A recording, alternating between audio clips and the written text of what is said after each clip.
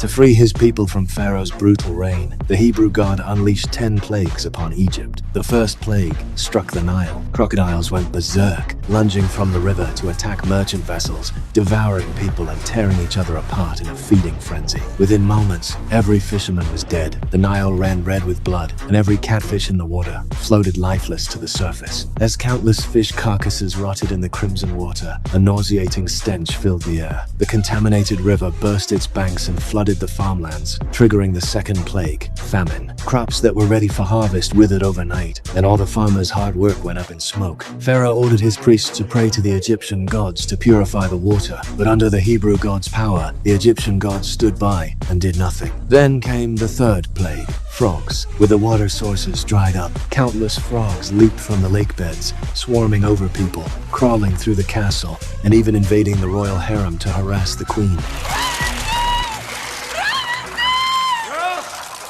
Pharaoh brushed it off, thinking they were just a few frogs. But the frogs died en masse from dehydration, their rotting bodies breeding maggots, which brought on the fourth plague, flies. Within days, the Egyptian skies were thick with flies. They contaminated the food, and even fire couldn't drive them away. Pharaoh called his advisors together. They dismissed the problem, saying once the frog carcasses decomposed, the flies would disappear on their own. But these weren't ordinary flies. The Hebrew god had summoned vicious, biting flies that left infected wounds, leading to the fifth plague, boils. Those who were bitten broke out in festering sores all over their bodies. Pharaoh, the royal family, and the queen were no exception. With the limited medical knowledge of the time, many commoners died on the spot, and Egypt descended into panic. As Pharaoh was at his wit's end, guards discovered a white horse outside the palace. Written on its body in blood were these words: "Unless Pharaoh releases the 400,000 Hebrews, the plagues will not end. They'll only get worse." My people had been enslaved for 400 years, working day and night to build the pyramids. When Pharaoh Ramesses II came to power, he doubled down, forcing us to construct his tomb. Countless brothers and sisters died in their labor, their bodies simply thrown into furnaces. This enraged our God, who took the form of a small boy and guided me to lead my people out of Egypt. Despite God's warning, Ramesses refused to free us. Instead, he intensified the forced labor, and more of my people died. The sixth plague descended, pestilence. Livestock across Egypt was struck by disease. Whether it was the cattle that symbolized Pharaoh's authority or the animals the people depended on, all perished. Losing the oxen meant next year's harvest would plummet. Pharaoh summoned his officials, but these quacks dodged his questions. In a rage, he had them tortured to death. He then called for the high priestess, but the Egyptian gods remained silent, so Pharaoh executed her too. Seeing Pharaoh's stubborn defiance, the Hebrew gods sent the seventh plague that very night. Hail.